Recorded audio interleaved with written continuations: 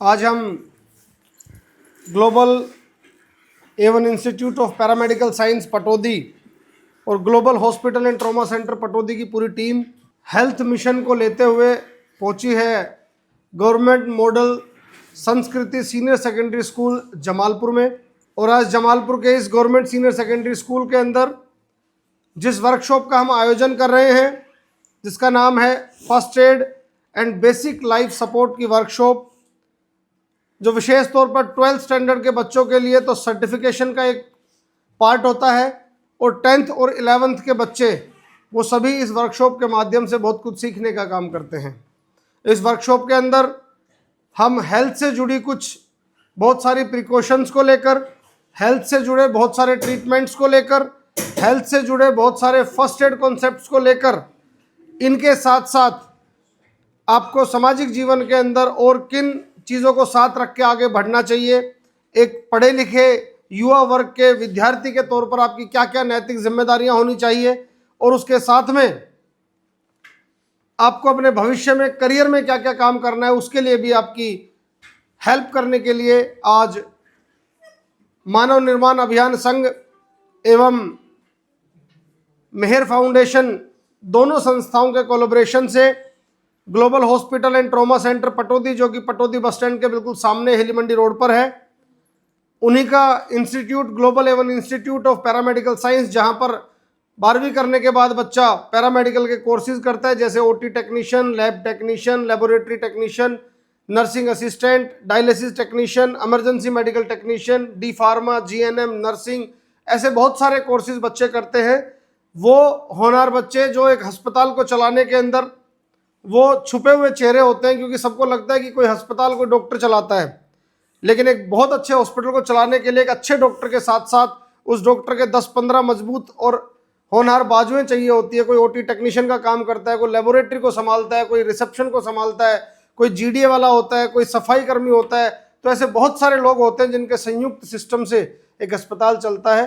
तो उस अस्पताल के अंदर डॉक्टर के बाद जो पैरामेडिकल का सबसे महत्वपूर्ण योगदान होता है, उसका ये इंस्टीट्यूट है, जो आज यहाँ पर सोशल इवेंट्स के माध्यम से स्वास्थ्य मिशन जागरूकता अभियान के तहत आपके क्षेत्र के विभिन्न सरकारी और प्राइवेट स्कूलों में जाकर 12वीं बच्चों को एक सर्टिफिकेट पार्टिसिपेशन का काम कराता है कि आप बच्चों को 1 से 1.5 घंटे की वर्कशॉप के अंदर हम यहाँ पर बहुत कुछ सिखाने का प्रयास करते हैं साथियों। तो अब हम इस तरीके की जो शुरुआत है वो करते हुए बहुत सारे स्कूल हमने पटौदी में कवर किए, और आज हम आपके स्कूल में पहुँचे हैं। और सबसे पहले मैं थैंकफुल हूँ, बहुत ही धन्यवाद करना चाहूँगा मेरे बहुत ही रिस्पेक्टेड आदरणीय हमारे स्कूल के principal sir mister Satya Prakash ji. एक बार जोरदार तालियां बजाकर मैं उनका थैंकफुल हूँ कि उन्होंने मेरी फर्स्ट विजिट पे ही बहुत मेरी बात को सुना और बड़े प्रेम से कहा कि जब हमारे स्कूल की व्यवस्था और आपकी व्यवस्था मर्ज होकर मैच करती हो तो उस दिन हम सभी इस अच्छे काम को, ताकि जिससे बच्चों को बहुत कुछ सीखने को मिले, इसके ऊपर हम काम कर सकते हैं। मैं सर से रिक्वेस्ट करूंगा, सर आप प्लीज़ एक बार आगे आ जाइए, वहीं बैठिए प्लीज़। हमारे रामवीर जी जो इंग्लिश के अध्यापक हैं वो भी अगर उपस्थित आगे आ जाएं। मनोज जी हमारे ड्राइंग सर हैं, मेरे बहुत ही आदरणीय रिस्पेक्टेड हैं। प्रदीप जी, राजेंद्र जी, संगीता मैम, कविता मैम, ज्योति मैम, ये सभी जो टीचर्स हैं, इन सब के हेल्प से, मदद से आज हम आप लोगों को ये फर्स्ट एड और बेसिक हेल्थ सपोर्ट की वर्कशॉप हम यहाँ पर कर पाए, और उसका एक बेहतर रिजल्ट आपके सामने आएगा। एक बहुत कुछ अच्छा सिखाने का प्रयास हम सभी यहाँ पर करेंगे। बच्चों, आप लोगों से मेरी 2-3 रिक्वेस्ट है कि आपके टीचर्स ने, आपके प्रिंसिपल सर ने बहुत आशा और उम्मीद के साथ आपका बड़ा कीमती जो 1 से 1.5 से 2 घंटे का समय है, क्योंकि पढ़ाई का एग्ज़ाम्स का समय नज़दीक है, वो दिया है। तो उम्मीद करूँगा कि ये 2 घंटे भी हमारे किसी तरह ख़राब ना हो। हम बहुत बेहतर जो तकनीकी ज्ञान है यहाँ पर फर्स्ट एड का और बेसिक लाइफ सपोर्ट का, वो सीखने का प्रयास करें। आज के इस वर्कशॉप के अंदर मेरे साथ हमारी senior course coordinator madam Damanpreet Kaur, हमारे साथ हमारे IT के जतिन, हमारे साथ हमारे इंस्टीट्यूट के स्टूडेंट्स, हमारे हॉस्पिटल के नर्सिंग स्टाफ, पूरी टीम यहाँ पर उपस्थित है। इनके साथ हम इस वर्कशॉप का आयोजन शुरू करते हैं। मैं सबसे पहले 12th वाले बच्चों से रिक्वेस्ट करना चाहूँगा कि आप बिना पूरी वर्कशॉप को डिस्टर्ब करें, क्योंकि सर्टिफिकेशन का कोर्स है। एक सर्टिफिकेशन इसके अंदर हम देंगे ये वर्कशॉप का, तो आपका सर्टिफिकेट पे नाम लिखा जाएगा, आपका मतलब समथिंग नाम, डॉटर ऑफ या सन ऑफ दिस, और आज डेट, स्कूल का नाम, बाद में प्रिंसिपल सर उस पर सिग्नेचर करेंगे। तो हम इस वर्कशॉप को कंटिन्यू रखेंगे, क्योंकि अगर हम पहले रजिस्ट्रेशन और सिग्नेचर में जाएं तो हमारा 1-1.5 घंटा खराब हो जाता है। आप बच्चे पीछे से उठेंगे, आपके पीछे मैम बैठी हैं, वो आपके सर्टिफिकेट्स जो है वहाँ पे बना रही हैं। तो एक एक बच्चा 12th स्टैंडर्ड का सिर्फ 12वीं कक्षा का एक एक विद्यार्थी चुपचाप उठे, जाके मैडम को अपना नाम लिखवा के रजिस्ट्रेशन करा के वापस अपनी सीट पर आकर बैठ जाए, फिर वहां से दूसरा बच्चा चला जाए। तो इस तरीके से आप वर्कशॉप को डिस्टर्ब नहीं करेंगे, पूरी वर्कशॉप में चलता रहेगा, हमारी रोज की प्रैक्टिस है। तो आप लोग आप बेटा पीछे से आप ही शुरू कर दीजिए, जैसे आप आके बैठेंगे दूसरा बच्चा चला जाएगा, ठीक है। अब हम वर्कशॉप की शुरुआत करते हैं। देखिए, फर्स्ट एड और बेसिक लाइफ सपोर्ट क्या चीज होती है उस बारे में हम बात करेंगे। आज हम सारे बच्चे, आज से 10 साल 15 साल 20 साल पहले जब हम 12वीं कक्षा में थे, मैंने लगभग 18 साल पहले 19 साल पहले 12वीं क्लास की थी, और सर जिस समय 12वीं कक्षा में होंगे तो उस समय हमारा जो ज्ञान था, हमारी जो तकनीक थी, हमारी जो सेवाएं थी, वो किसी लेवल तक सीमित दर्जे की रहती थी। लेकिन आज हम सब सोशल मीडिया के ज़माने में हैं, हम मॉडर्न टेक्नोलॉजी के ज़माने में हैं। तो ये देखने में भी आया चाहे आपके परिवारों में हो चाहे हमारे परिवार में हो, कि आज उस दौर के बच्चे से आज दौर का बच्चा जो है वो काफ़ी ज़्यादा एक्टिव है, सोशल इवेंट्स के अंदर अपना पार्टिसिपेशन दिखाता है, घर की हर मूवमेंट के अंदर अपनी जिम्मेदारी भागीदारी दिखाता है। नहीं, 12वीं कक्षा का बच्चा आज से 20 साल पहले सिर्फ अपनी शिक्षा अगर वो कर रहा है तो नहीं कर रहा है तो फिर वो बहुत सारी अन्य चीज़ों में व्यस्त रहता था। लेकिन आज बच्चा अपनी पढ़ाई के साथ साथ बहुत सारी सोशल इवेंट्स के साथ साथ फैमिली के बहुत सारी चीज़ों के अंदर ध्यान देता है। हमारे पास, हमारे समाज में, हमारे पड़ोस में, हमारे घर में, हमारी रिश्तेदारी में बहुत बार हमें ऐसी दुर्घटनाएं सुनने को मिलती है, किसी को जहरीला जानवर काट गया, बहुत सारी चीज़ें सुनने को मिलती है, किसी को करंट लग गया, किसी को आजकल जो सर्दियों में समस्या, गैस गीजर की बड़ी समस्या है कि गैस गीजर में नहाते वक्त घर में कोई बेहोशी की हालत में पाया गया, दुर्घटनाएं भी हुई हैं बहुत सारी किसी स्तर पर। कार्डियक अरेस्ट आ गया, छाती में दर्द था या लेफ्ट हैंड में कई दिन से सुनसुनाहट थी, दर्द था, तकलीफ थी, और फिर उसको हॉस्पिटल नहीं पहुंचा पाए। ऐसी चीज़ें, ग्राउंड में आप खेलते हैं, गांव में खेलते हैं, स्कूल के ग्राउंड में खेलते हैं, कहीं जा रहे हैं तो कोई बच्चा बेहोश हो गया, बेहोश होकर गिर गया, ऐसी समस्या हमारे सामने आ जाती है। कहीं पे आपको खेलते समय, साइकिल चलाते समय, काम करते समय, हंसी मजाक करते समय कोई बच्चा गिर गया जिसके हाथ में फ्रैक्चर आ गया, पैर में फ्रैक्चर आ गया। हमारा इंस्टीट्यूट पाथफाइंडर स्कूल के बिल्कुल नज़दीक है, तो वहाँ पे स्पोर्ट्स की बड़ी एकेडमी काम करती है। तो हर तीसरे चौथे दिन हमारे सामने भी ऐसे इवेंट्स आते हैं कि बच्चा गिर गया या बच्चे को बॉल लगी या फुटबॉल खेलते हुए टकरा गए, ऐसी चीज़ें सामने आती है। तो ऐसी बहुत सारी इवेंट्स हैं जहाँ पे आपके गार्जियंस, आपके पेरेंट्स, आपकी फैकल्टी, आपके टीचर्स उस समय आपके पास शायद नहीं हो सकते। ऐसे बहुत सारा मूवमेंट है। और 12वीं वाले बच्चों के लिए तो बहुत ही ज़्यादा ऐसा टाइम आने वाला है कि 3 महीने के बाद आपके जीवन में एक ऐसा दौर आने वाला है, क्योंकि आज तक तो आप सुबह से उठ के और अभी 3-4 बजे तक अपने पेरेंट्स, अपनी फैकल्टी, अपने टीचर्स, गुरुजनों के मार्गदर्शन में रहते हैं। यहाँ से जाने के बाद आप 24 घंटे घर वालों के साथ रहोगे। लेकिन जब आप स्कूल से फ्री हो जाएंगे, कोई बच्चा इंजीनियरिंग करने जाएगा, कोई बच्चा कॉमर्स लेगा, आर्ट्स लेगा, कोई कुछ कंप्यूटर कोर्स सीखेगा, कोई बीए करने जाएगा, कोई गुड़गांव पढ़ेगा, रेवाड़ी पढ़ेगा, तो ऐसा बहुत सारा समय होगा जो आप अकेले बिता रहे होंगे। आप बस में होंगे, ट्रेन में होंगे, हरियाणा रोडवेज में होंगे, प्राइवेट बसों में होंगे, बाइक से होंगे, किसी ना किसी तरीके से आप निजी तौर पर सेल्फ इंडिपेंडेंट होके फील्ड के अंदर रहोगे। उस समय आपकी अपनी सुरक्षा, सेफ्टी के साथ साथ आप किसी पे भी, खेत में आप लोग काम करते हैं, खेत, हमारे सब खेत खलियान वाले हम लोग हैं, हमारे घर पे पशु भी रहते हैं, हम दूध बिलोने की मशीन भी चलाते हैं, हमारे घर में गंडासा भी है, ट्रैक्टर भी, ऐसी बहुत सारी चीज़ें हैं। कई बार ट्रैक्टर से हाथ कट जाता है, रई जो है हमारी दूध बिलोने की, उसे करंट लग जाता है, प्रेस से करंट लग जाता है, ऐसी बहुत सारी चीज़ें हैं। तो कुछ जर्नल टॉपिक्स के ऊपर मैं आपको 2-3 प्रिवेंशन की चीज़ें की, हम कैसे इन चीज़ों से प्रिवेंशन कर सकते हैं, बचा सकते हैं, सावधानी बरत सकते हैं। क्योंकि घटना और दुर्घटना दोनों चीज़ों के अंदर फ़र्क है। घटना वो चीज़ है जो हो गई, और दुर्घटना वो है जो होने के बाद उसका दुष्परिणाम निकला, कोई दुर्परिणाम निकला, तो उसको हम दुर्घटना कहते हैं। कि एक्सीडेंट होना घटना है, लेकिन एक्सीडेंट के अंदर किसी की मृत्यु हो जाना, कोई बहुत ज़्यादा चोटिल हो जाने की दुर्घटना हो गई। तो जैसे हम जर्नल टॉपिक्स की बात करें कि आमतौर पर हमारे खेतों में हमें सुनने में आता है कि हमें किसी भी, हमारे यहाँ पे कोई जहरीला जानवर काट गया, सुना होगा आप लोगों ने, सांप काट जाता है हमारे यहाँ पर। तो इसका जो जर्नल टॉक्स है, उस जर्नल टॉक्स में मैं आपको सिर्फ इतना सा बताना चाहूँगा कि हम जिस क्षेत्र के अंदर रहते हैं, यहाँ पे 95% जो सांप है वो जहरीले नहीं हैं। सर्वे की रिपोर्ट के माध्यम से 95% सांप जो हमारे क्षेत्र में पाए जाते हैं वो जहरीले नहीं है, यानी कि उनके काटने से किसी व्यक्ति की मृत्यु नहीं हो सकती। लेकिन वो मृत्यु डर से होती है, वो चिंता में होती है, वो घबराहट के अंदर होती है अगर कुछ ऐसा होता है तो। हमें क्या करना है उस ऐसे काम के अंदर? सांप ने काट लिया, इसमें आप कोई सुरक्षा तो कर ही नहीं सकते। आप हाँ रात को खेत में जा रहे हो, डोले पे जा रहे हो, तो आप बेसिकली लाइट लेके, टॉर्च लेके, ये सावधानी तो आप बरत सकते हैं। लेकिन मान लो घर में किसी के साथ ऐसा हो गया, तो आपने जो फर्स्ट एड का कोर्स सीखा या आपने बेसिक लाइफ सपोर्ट की कुछ तकनीक सीखे, तो उसके माध्यम से आप किसी की क्या मदद कर पाओगे? सबसे पहले तो आपको इस बात का सबसे पहले ध्यान रखना है, अगर संभव हो सके तो आपको उस सांप को देखने की कोशिश करनी है 1 मिनट, 2 मिनट, 5 मिनट के समय में, कि किसी ने जिसके साथ एक घटना घटी उसने बताया कि सांप काट के इधर गया है, तो आपको उस सांप को देखने की कोशिश हर हाल में करनी है। क्योंकि सांप जितने प्रकार के होते हैं, 5% जो सांप है वो जहरीले होते हैं, जिनमें जान जाना लगभग संभव सा हो जाता है, जो हमारे यहाँ पर बहुत मुश्किल से पाए जाते हैं, नाम मात्र पाए जाते हैं। अन्यथा सांप को देखने से आपको बेनिफिट ये होगा कि आप पढ़े लिखे डॉक्टर के पास जाएंगे, एक अच्छे अस्पताल में, गुड़गांव, रेवाड़ी, पटौदी कहीं भी पहुंचेंगे, तो सांप को मात्र बताने से कि इस प्रकार का सांप था, उस मरीज का 50% इलाज हो जाता है। क्योंकि जो डोज होती है ट्रीटमेंट की, क्योंकि हम अस्पताल चलाते हैं, हमारे सामने प्रिंसिपल सर आए दिन ऐसे केस आते रहते हैं, तो सांप को देखना अनिवार्य है। अगर आप देख सके कि, क्योंकि सांप काट के एकदम आप नज़दीक में खेत में जा रहे हैं, 2 व्यक्ति जा रहे हैं, किसी को काट लिया, तो आपको सांप देख लें अगर आप, तो आप डॉक्टर की बहुत बड़ी हेल्प कर सकते हैं। क्योंकि सांप का जहरीला है या नहीं है, ये उसकी बॉडी स्ट्रक्चर पर निर्भर करता है।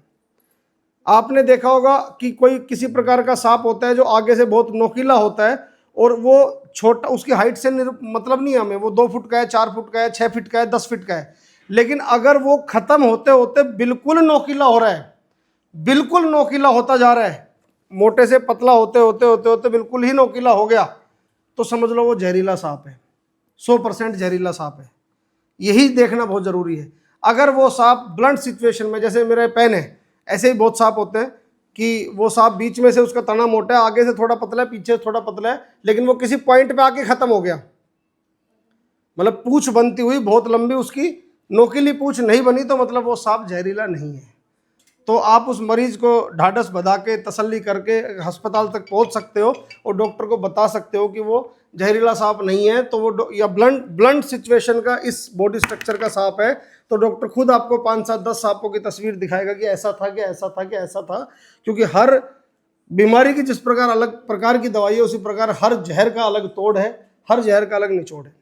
तो आपको एक तो बात समझनी है कि जितना नोकीला और पैना होगा पूंछ की साइड से, वो उतना जहरीला होगा, और जितना मोटी पूंछ का, ब्लंट सिचुएशन का, ऐसी बॉडी स्ट्रक्चर का होगा, वो जहरीला सांप नहीं होगा।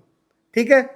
दूसरा कि अगर उसके पैर में सांप काट गया, या मान लो हाथ में सांप काट गया, कहीं पे भी काटा, तो आपको किसी भी सूरत में उस बॉडी के पार्ट को ऊपर, हार्ट से ऊपर ले जाने की कोशिश नहीं करनी है। अगर हाथ में भी काटा है तो आपको उसके हाथ को नीचे ही रखना है, आपको उसके ब्लड सर्कुलेशन के फ्लो को हार्ट तक किसी भी कीमत में नहीं पहुंचने देना है। आप यहाँ पे बांधेंगे भी, बहुत टाइट बांधेंगे भी, और इस हाथ को भी नीचे रखेंगे। अगर आप उस मरीज को लेटा के लेके जा रहे हैं किसी गाड़ी के अंदर और पैर पे काटा हुआ है, तो भी उसके पैर को, मरीज भले ही सीट पे लेट रहा है, लेकिन उसके पैर को सीट से नीचे लटका के ही रखना है। उसके ब्लड फ्लो को हर हाल में डाउन पोजीशन में ही रखना है, जब तक हम अस्पताल में ना पहुंचे। और ट्रीटमेंट हॉस्पिटल में होगा, जो भी आपके घर के नज़दीक लगे, जो भी आपके घर वाले आपको सजेस्ट करें। लेकिन ये 1-2 चीज़ें हैं जो आपने उस 5 से 10 मिनट में कर दी, तो उस मरीज की बचने के चांसेस बहुत ज़्यादा बढ़ जाते हैं, और इसी को फर्स्ट एड बोलते हैं। ठीक है। अब काटने का जैसे सवाल आता है, वैसे दो जर्नल एग्जांपल देता हूँ। बिच्छू काटता है जैसे, एक सांप काटता है जिस प्रकार से, तो इन दोनों का वैसे भी मोटा मोटा अंतर है टेक्निकली, कि अगर बिच्छू ने काट लिया तो डॉक्टर को आप बताओगे, डॉक्टर का क्या काटा, आप कहोगे कुछ जहरीला जानवर काट गया। तो जैसे बिच्छू भी एक खतरनाक जानवर है काटने वाला, लेकिन उसका दर्द बर्दाश्त नहीं कर सकता व्यक्ति।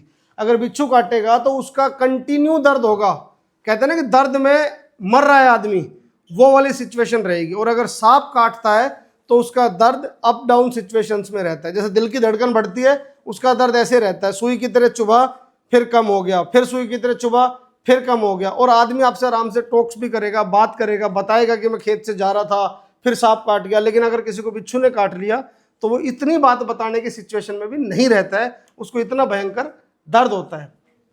अब समझ रहे बात। दूसरा, एक हमारे लगभग सभी के घरों में आजकल एक गैस गीजर लगे होते हैं। किस किस के घर में लगे हैं गैस गीजर? सर के घर में भी गैस गीजर लगा हुआ है।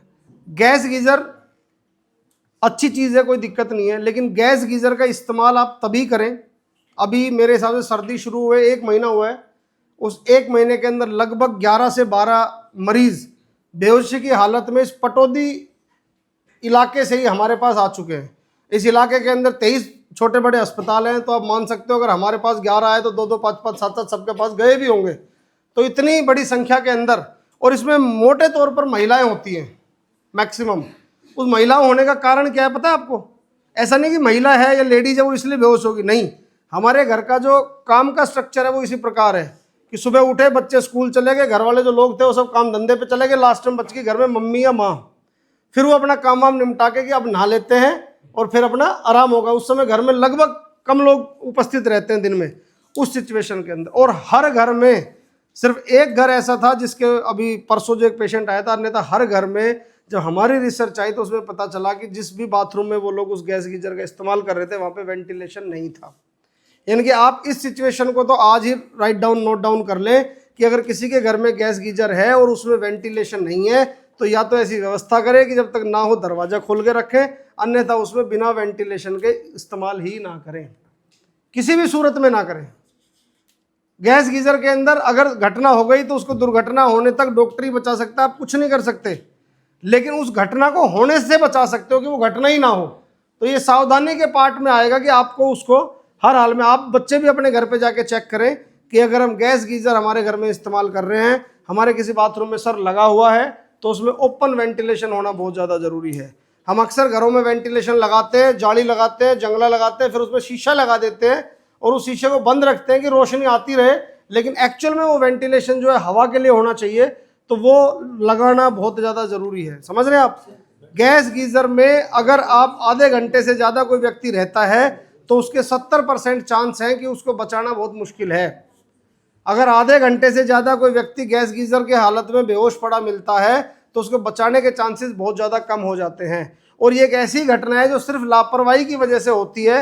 ना तो आप गैस गीजर की गैस को कम कर सकते हो, ना आप इस्तेमाल करना बंद कर सकते हो, लेकिन ये सिर्फ दुर्घटना सिर्फ और सिर्फ हमारी लापरवाही की वजह से होती है, जिसको हमें हर हाल में नहीं करना है। तो आप इतने समझदार बच्चे अपने आस में, पड़ोस में, चाचा के, ताऊ के, इस चीज़ को आज जाके देखना कि अगर किसके घर गैस गीजर लग रहा है तो उसको बताओ कि भैया वेंटिलेशन करा लो, ये आपके लिए फायदेमंद साबित होगा। क्लियर है? ऐसे बहुत सारे टॉपिक्स के साथ, फर्स्ट एड के अलग अलग टॉपिक्स के साथ, कार्डियक अरेस्ट की सिचुएशन के अंदर हाथ कट जाए तो, फ्रैक्चर हो जाए तो, इन सारी चीज़ों के लिए हमारी जो सीनियर कोर्स कोऑर्डिनेटर मैडम मैं उनको बुलाऊंगा। उससे पहले आपके करियर से संबंधित एक बात और डिस्कस करूंगा। 12th के बच्चे और 11th के बच्चे बड़े ध्यान से सुने। मानव निर्माण अभियान संघ और मेहर फाउंडेशन के तत्वाधान के अंदर global A one institute of paramedical science और global hospital and trauma centre Pataudi ने म्यूचुअली एक करियर काउंसलिंग स्लॉट का जो है एक शुरुआत कर रखी है, जिसके अंदर तकरीबन 200 कुछ बच्चे हमारे इस पूरे पटौदी ब्लॉक से, लगभग पचगावा मानेसर से लेके कुलाना तक और इधर खोड़ नानू खोड़ से लेके इधर खवासपुर बावड़ा तक, लगभग 200 बच्चे अब तक हमारे पास रजिस्टर्ड हुए हैं। हमारे पास कुछ एडवोकेट्स, कुछ IAS ऑफिसर्स, कुछ हमारे हॉस्पिटल के डॉक्टर, कुछ हमारे पैरामेडिकल इंस्टीट्यूट के प्रोफेसर, लेक्चरर्स, कुछ अलग अलग डिपार्टमेंट के लोग, बड़े सीनियर प्रोफेसर, बड़े सीनियर टीचर्स, बड़े सीनियर डॉक्टर्स जो रिटायर्ड हैं, उनका एक पूरा पैनल तैयार करके, एक लॉबी तैयार करके हमने कैरियर काउंसलिंग का एक आयोजन किया है। और ये कैरियर काउंसलिंग का जो कॉन्सेप्ट है सिर्फ उन्हीं बच्चों के लिए जहाँ पे हम जाके कैंप लगाते हैं। इसमें आपको आना नहीं है, कुछ भी नहीं करना। जब आज की वर्कशॉप खत्म होगी तो आप 12th के बच्चों को एक सर्टिफिकेट दिया जाएगा। उस सर्टिफिकेट के नीचे एक नंबर लिखा है और वो नंबर मजबूरी या ज़रूरत की स्थिति में इस्तेमाल करना है। आपका तय है कि आपको BA करना है, गुड़गांव गर्ल्स कॉलेज से करना है, आप डेफिनेटली यहाँ से 12th में अच्छे नंबर लो, आप अपना एडमिशन लो और अपनी ग्रेजुएशन जो भी आपने ध्येय कर रखा है वो काम करें। जिस भी व्यक्ति ने कुछ सोच रखा है, किसी को कंप्यूटर टेक्नीशियन बनना है, किसी को LLB करनी है, जिस भी डिपार्टमेंट में आपको जाना है जाएं। लेकिन अगर किसी भी बच्चे को किसी भी समय ऐसी सिचुएशन सामने आए कि हमें अपने करियर को लेके क्या करना चाहिए, क्या मेरे लिए बेस्ट रहेगा, या उनके पेरेंट्स को ऐसा लगे कि अब 12th के बाद कौन से कोर्स हमें करने चाहिए, कौन से कोर्स करके हमारा करियर बहुत अच्छा रहेगा, अगर हम वकालत करते हैं तो हमारा फ्यूचर क्या हो सकता है, अगर हम BA करते हैं तो हमारा फ्यूचर क्या हो सकता है, अगर हम साथ में कंप्यूटर का, IT का या सोशल मीडिया का कोई कोर्स करते हैं तो हमारा करियर फ्यूचर क्या हो सकता है। अगर हम पैरामेडिकल में जाएं, नर्सिंग असिस्टेंट जैसे कोर्स करें या एजुकेशन डिपार्टमेंट में जाएं, तो हमारा जीवन, हमारा करियर, हमारे जॉब ओरिएंटेशंस क्या हो सकती है। अगर आपको किसी भी समय ऐसी सिचुएशंस आपके सामने आए तो आप अपने पेरेंट्स के साथ बात करें, अपने टीचर्स के साथ बात करें, और हमारे दिए हुए सर्टिफिकेट में एक नंबर है 9253601701। आप उस नंबर पर फ़ोन करें 10 बजे से 5 बजे तक, सोमवार से शनिवार के बीच में ही। कोई भी बंदा वहाँ पे रिप्रेजेंटेटिव, आइदर मेल और फीमेल, कोई भी वहाँ पर उस फ़ोन को उठाएगा तो आपको सिर्फ ये बताना है कि मैं गवर्नमेंट संस्कृति मॉडल संस्कृति स्कूल जमालपुर का विद्यार्थी हूँ या विद्यार्थी हूँ, और मैंने आपकी एक वर्कशॉप ज्वाइन की थी, मुझे करियर काउंसलिंग का एक स्लॉट चाहिए। आपको सिर्फ इतना ही कहना है। तो वहाँ से आपको टाइम दिया जाएगा कि आप मंडे को, ट्यूसडे को या वेडनेसडे को, जो भी हमारा स्लॉट चल रहा है, हफ्ते में 2 से 3 दिन होता है, क्योंकि सारी की सारी लॉबी जब हम बुलाते हैं उसी दिन हम सारे बच्चों को बुलाते हैं। तो जिस भी दिन आपको टाइम मिले उस दिन आप अपने पेरेंट्स के साथ, बड़े भाई के साथ, बहन के साथ, या टीचर्स के साथ, या कोई और भी व्यक्ति है, आप उसके साथ इंस्टीट्यूट में आएँ। आपके घर की फाइनेंशियल सिचुएशन देखते हुए, आपने जीवन में क्या सपने देखे, आप क्या बनना चाहते हैं, इन चीज़ों पर काम करते हुए, आपके पेरेंट्स की क्या बाउंडेशन है, वो कहाँ किस हद तक आपको पढ़ा सकते हैं, उन सब चीज़ों पे काम करते हुए आपके लिए करियर काउंसलिंग का एक प्रॉपर फॉर्मेट तैयार किया जाएगा। आपको अगर अच्छा वकील बनना है तो आपको किस इंस्टीट्यूट को सेलेक्ट करना चाहिए, आपकी फाइनेंशियल सिचुएशंस क्या अलाउ करते हैं, आपकी आप लड़कियां हैं तो आपके पेरेंट्स या आपका जो लोकेलिटी है वो कितना अलाउ करते हैं कि आप कहाँ तक पढ़ने जा सकते हैं, आपके घर से साधन की व्यवस्थाएं कैसी है कि आप कहाँ जा सकते हो, या आपको पैरामेडिकल इंस्टीट्यूट में एडमिशन लेना है तो आपके पास क्या क्या ऑप्शंस हैं, आपको डिग्री करनी है तो आपके आसपास में कितनी यूनिवर्सिटीज़ हैं जहाँ पर आप जाके डिग्री कर सकते हैं, आपको कोई और डिप्लोमा करना है तो आपके पास आपके इलाके में कितने इंस्टीट्यूट और कॉलेज हैं, यूनिवर्सिटीज़ है, आप कहाँ पर कर सकते हैं। तो इन्हीं सब चीज़ों के ज्ञान के लिए, अपने करियर के अंदर आई हुई दुविधा को दूर करने के लिए, अपने एक भी समय, एक भी दिन, एक भी साल आपका 12th क्लास के बाद वेस्ट ना हो, आप इस असमंजस में या किसी यार दोस्त के चक्कर में या किसी बहकावे में या दिखावे दुनिया के चक्कर में कि हाँ वो वहाँ काम करने गया था या वहाँ पढ़ रहा था तो मज़े ही मज़े हैं, इस कॉन्सेप्ट में आके एडमिशन ना लें। आप बेहतर अपने पेरेंट्स से बात करके कि जिस फील्ड में आपने रास्ता चुना है वो रास्ता आपको कहाँ तक लेके जाएगा, उसकी मंजिल सम्मानजनक, आज के मामले में मॉडर्नाइजेशन के साथ उचित, फाइनेंशियल स्टेबिलिटी के लिए कितनी बेटर है, और आपके पेरेंट्स के लिए, आपकी फैमिली के लिए कितनी सपोर्टिव है।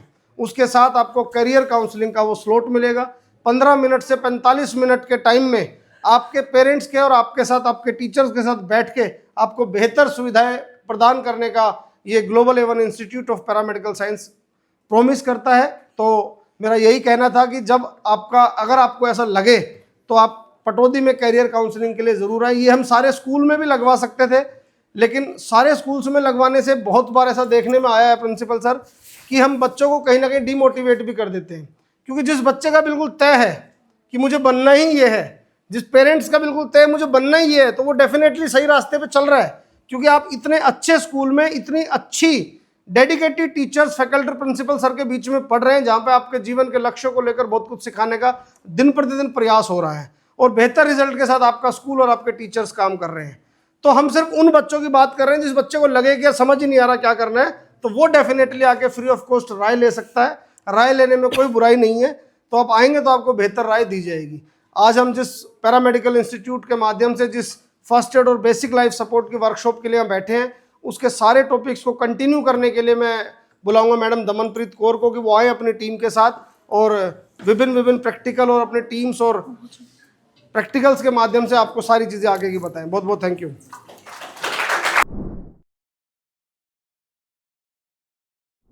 प्राथमिक उपचार यानी कि इमरजेंसी में दी गई केयर, और ये केयर होगी जो आपकी शॉर्ट टर्म होगी। शॉर्ट टर्म केयर का मतलब है ऐसी केयर जो आप सिर्फ एक कुछ समय के लिए यानी कि छोटे से समय के लिए आप दे सकते हो। अब सपोज कीजिए कि आप सब स्कूल में खेलते भी होगे जब आपका ब्रेक होता है, ठीक है, आप और आपके फ्रेंड्स खेल रहे हो, आपकी जो फ्रेंड है वो सडनली गिर गई खेलते खेलते या बेहोश हो गई, ठीक है, उनको कोई भी वो बेहोश हो गए या उनको कोई भी चोट लग गई तो उनके सडनली उनके हाथ से ब्लीडिंग होने लग गई, ठीक है। तो आपका जो स्कूल है वहाँ से लेके जो हॉस्पिटल का रास्ता है वो आपका कितनी दूर है? 20 मिनट का रास्ता है। जब आप आपके फ्रेंड को स्कूल से हॉस्पिटल लेके जाओगे तो उस 20 मिनट में उनका तो काफ़ी ब्लड लॉस हो जाएगा, काफ़ी ब्लड निकल जाएगा उनकी बॉडी से। तो क्या चांसेस हैं कि उनकी जो कंडीशन है वो ज़्यादा ख़राब हो सकती है ना, ख़राब। तो उस टाइम पे आपको नॉलेज होनी चाहिए फर्स्ट एड के बारे में कि आप ऐसी इमरजेंसी की सिचुएशन में शॉर्ट टर्म में ऐसी क्या केयर दे सकते हो कि उनका जो ब्लड है आप टेम्पररी तो उसको स्टॉप कर सको, और बाद में फर्स्ट एड का मतलब होता है शॉर्ट टर्म केयर। इसका मतलब ये नहीं है कि आपने अपने लेवल पे उसको केयर दे दी, ट्रीटमेंट दे दी, देन आप हॉस्पिटल नहीं जा रहे हो, ऐसा आपको नहीं करना है। फर्स्ट एड का मतलब होता है कि आप अपने लेवल में कंडीशन को ज़्यादा सीरियस होने से रोक सको, इसलिए हम क्या देते हैं? फर्स्ट एड केयर देते हैं। फर्स्ट एड केयर देने के बाद आपको हॉस्पिटल तो लेके जाना ही पड़ेगा। तो हम कुछ टॉपिक्स हैं जो हम फर्स्ट एड में देखेंगे, जैसे कि कट हो जाना, ब्लीडिंग होना, छोटी मोटी कोई भी इंजरी होगी, वुंड होगी। तो नेक्स्ट सेकंड हम बात करेंगे कि बर्न के बारे में, कि जलना, जैसे कि आप सब घर में काम करते हो, कभी गरम गरम चाय गिर जाती है, पानी, दूध, ऐसे केसेस आपको इंसिडेंट आए दिन देखने को मिलते रहते हैं आपके घर में, स्कूल्स में भी हो सकता है, आप सबके घर में छोटे बच्चे हैं या बड़ों के साथ भी ऐसा इंसिडेंट हो सकता है। तो उस टाइम पे आपका जैसे हाथ जल गया, आप उस चीज़ को कैसे इमरजेंसी में मैनेज कर सकते हो उसके बारे में हम बात करेंगे। नेक्स्ट हम बात करेंगे चोकिंग के बारे में। चोकिंग क्या होता है? आप सबके घर में छोटे बच्चे हैं और छोटे बच्चों की हैबिट होती है, जब भी आप खेल रहे होगे तो जैसे कोइंस होता है, सिक्का हो गया, आपके छोटे छोटे खिलौने हो गए, उनको मुंह में डालने की आदत होती है। उनके हाथ में जो भी चीज़ लगेगी वो क्या करेंगे? अपने मुंह में डाल लेंगे, खाने की कोशिश करेंगे। तो उस समय क्या होता है, जब वो खिलौनों को अपने मुंह में डाल के खाने की कोशिश करते हैं तो वो जो सिक्का है, कोई भी खिलौना है, वो उनकी सांस की नली में फंस जाता है। तो उनको क्या होता है, फिर सांस लेने में दिक्कत होती है। तो ये ऐसा आप बड़ों के साथ भी हो सकता है कि आप कुछ भी चीज़ खा रहे हो, खाना खाते खाते आप बात कर रहे हो, तो हमारे जो पेरेंट्स हैं कहते हैं ना, खाना खाते समय बात नहीं करनी चाहिए। वो क्यों कहते हैं? ताकि आप खाना खा रहे हो तो वो आपकी सांस की नली में ना फंस जाए। तो जब वो आपकी सांस की नली में कोई भी चीज़ फंस जाती है, आपको सांस लेने में दिक्कत होगी, तो उसको हम क्या बोलते हैं? चोकिंग। तो उसके बारे में भी हम बात करेंगे। फिर हम बात करेंगे फ्रैक्चर के बारे में भी, कि जैसे आप खेल रहे हो, आपका कोई भी फ्रेंड है वो गिर गया, झूलों से गिर गया या कहीं से भी वो गिर गया, उनकी जो बोन्स यानी कि जो हड्डियां हैं उस पर छोटा सा क्या हो गया? आपका फ्रैक्चर हो गया। वो आपका छोटा भी हो सकता है और वो आपका बड़ा भी हो सकता है, उसके बारे में। फिर नेक्स्ट हम लास्ट बात करेंगे आपके BLS यानी कि बेसिक लाइफ सपोर्ट के बारे में, कि बेसिक BLS की ट्रेनिंग हमारे इंडिया में तो अभी इतनी कंपलसरी ऐसे है नहीं, बट लेकिन जो आपकी फॉरेन कंट्रीज़ हैं और जो बाहर के जो देश हैं उसमें चाहे स्टूडेंट्स आपका मेडिकल का हो या फिर वो नॉन मेडिकल का हो, उससे कोई मतलब नहीं है। वहाँ पे जो रहते हैं उन सब के लिए कंपलसरी होता है BLS की ट्रेनिंग लेना।